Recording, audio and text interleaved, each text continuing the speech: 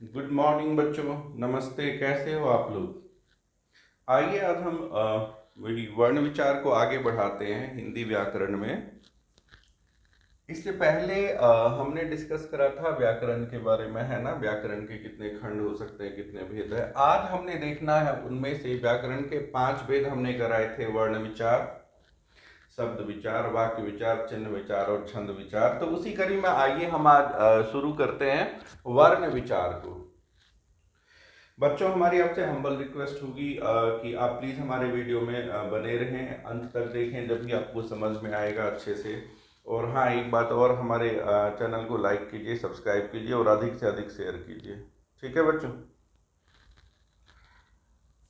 तो हमने लिखा है, उस मूल ध्वनि को जिसके खंड या टुकड़े नहीं किए जा सकते उसे हम वर्ण कहते हैं ना, जिसको और अधिक पीसेज में, टुकड़ों में हम नहीं बांट सके। तो जैसे कि अ, आ, क, प, ट, य इत्यादि, ये सारे ही वर्ण हैं।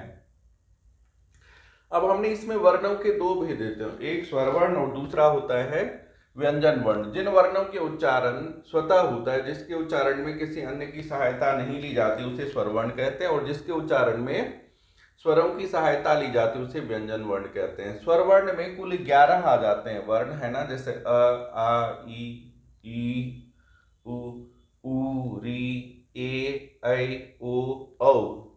और ये कुल 11 हो गए, बाकी जितने हैं वो व्यंजन वर्ण हो जाएंगे। बच्चों, वर्णमाला किसे कहते हैं? वर्णों के समूह को वर्णमाला कहते हैं। और हिंदी वर्णमाला में कुल 48 यानी कि 48 वर्ण हैं। जो हमारी लिपि है हिंदी भाषा की, वो क्या है? देवनागरी लिपि को हम वर्ण संकेत भी कहते हैं। ठीक है ना। अब स्वर वर्ण को समझते हैं। स्वर वर्ण दो तरह के होते हैं, एक ह्रस्वर और दीर्घ स्वर। ह्रस्वर में कम समय लगता है और दीर्घ स्वर में इसके उच्चारण का 2 गुना समय लगता है। ह्रस्व में आ गया अ, ई, उ, री, ये 4 हैं। दीर्घ में 7 आ गए, आ, ई, उ, ए, ऐ, ओ, औ। तो आप बच्चों महसूस कर सकते हो कि ह्रस्व स्वर को बोलने में जितना समय लगता है उसका 2 गुना समय दीर्घ स्वर के उच्चारण में लगता है।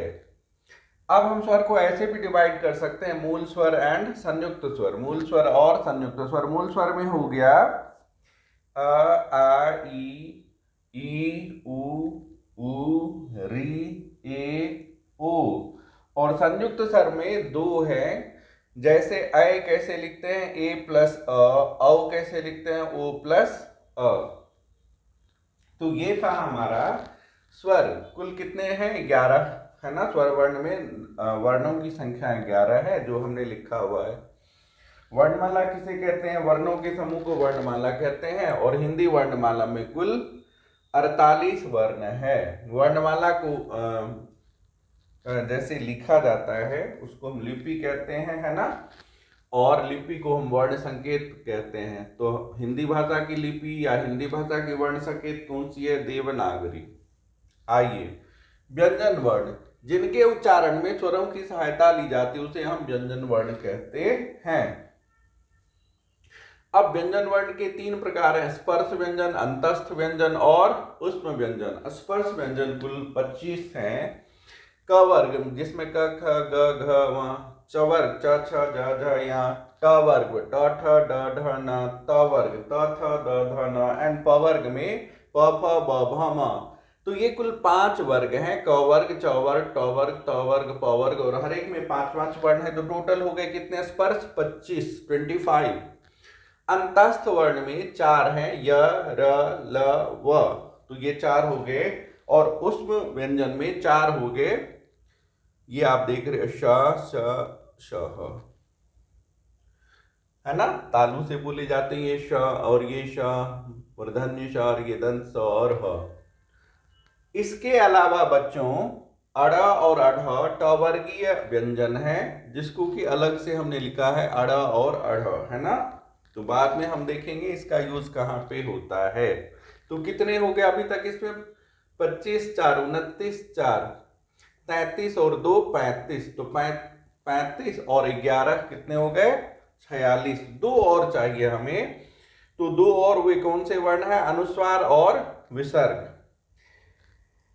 जैसे पंडित लिखते हैं हम, पंडित में क्या होगा, ऊपर अनुस्वार की मात्रा आएगी, और विसर्ग में जैसे लोभः, संस्कृत में नॉर्मली विसर्ग का व्यवहार होता है, तो ये विसर्ग है।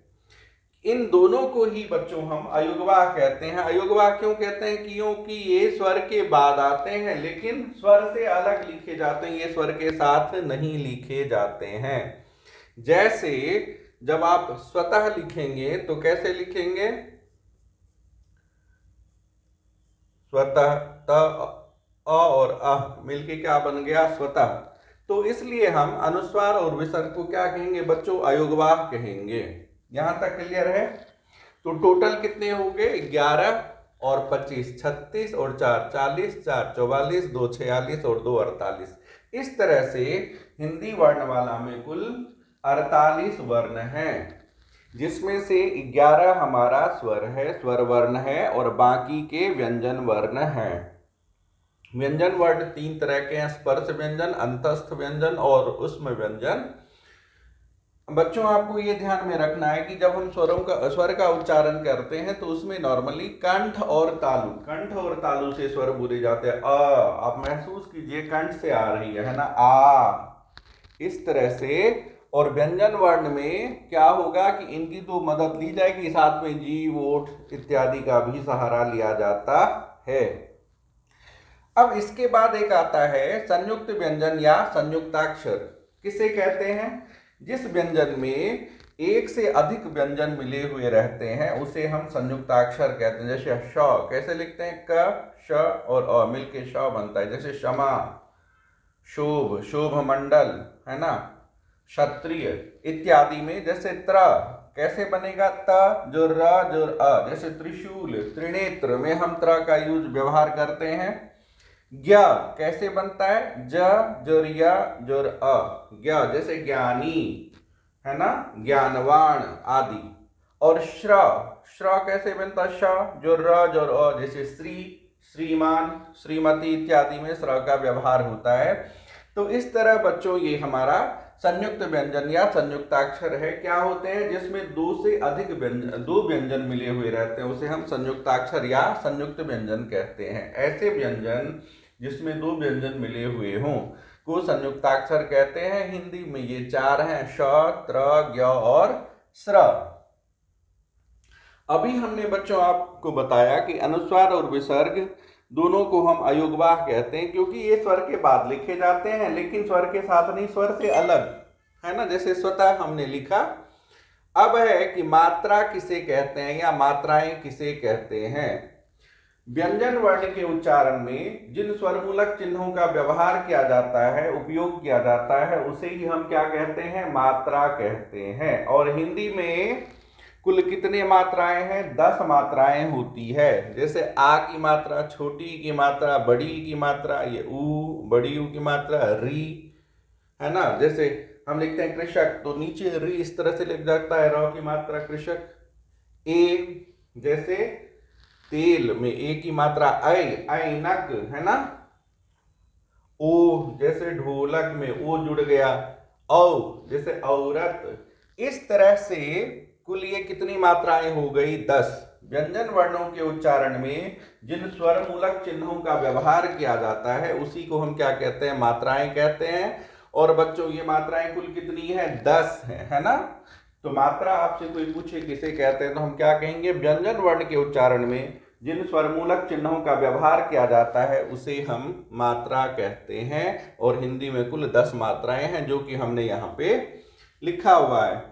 इस तरह से बच्चों हमने आज आपके साथ वर्ण विचार को बताया, वर्ण विचार की व्याख्या करी।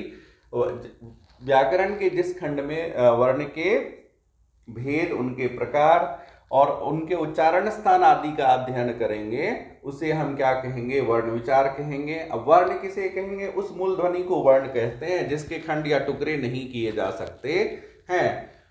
वर्णमाला में कुल 48 वर्ण हैं। अब इन वर्णों के 2 भेद हैं, स्वर वर्ण और व्यंजन वर्ण। जिसके उच्चारण स्वतः होता है उसे स्वर वर्ण कहते हैं, ये 11 है, अ से लेकर के औ तक। व्यंजन वर्ण जिसके उच्चारण में स्वरों की सहायता ली जाती वो व्यंजन वर्ण होते हैं। व्यंजन वर्ण तीन तरह के हैं, स्पर्श व्यंजन, अंतस्थ व्यंजन और ऊष्म व्यंजन। क वर्ग से लेकर के प वर्ग तक 25, य र ल व 4, और ये श और ह ये 4, और टवर्गी में 2 और आते हैं, अड़ और अढ़, है ना, अनुस्वार और विसर्ग। इस तरह से टोटल 48 हो जाता है, 48 हो जाता है। मात्राएं किसे कहते हैं? व्यंजन वर्णों के उच्चारण में जिन स्वरमूलक चिन्हों का व्यवहार होता है उसे मात्रा कहते हैं। संयुक्त व्यंजन या संयुक्ताक्षर किसे कहते हैं? ऐसे व्यंजन जिसमें दो व्यंजन मिले हुए हों, ऐसे वर्ण जिसमें जिसमें दो व्यंजन वर्ण मिले हुए हों, जैसे श, त्र, ज्ञ, श्र, ये 4 संयुक्त व्यंजन हैं। बच्चों आशा करता हूं कि हमारा ये जर्नी आपके लिए फ्रूटफुल हो, लाभदायी हो, हमारा ये कंटेंट आपके लिए लाभकारी सिद्ध हो। प्लीज़ आप हमारे चैनल को लाइक कीजिए, सब्सक्राइब कीजिए, अधिक से अधिक शेयर कीजिए। हमारे साथ बने रहने के लिए तहे दिल से धन्यवाद। आपके फीडबैक का हम कमेंट सेक्शन में तहे दिल से स्वागत करते हैं। आइए बच्चों, फिर हम मिलेंगे आपसे एक नई नॉलेज के साथ, एक नए ज्ञान के साथ। तब तक के लिए बाय बाय। अपना ख्याल रखें, अपने माता पिता का ख्याल रखें, अपने चारों ओर साफ सुथरा रखें। तब तक के लिए बाय बाय। जय हिंद।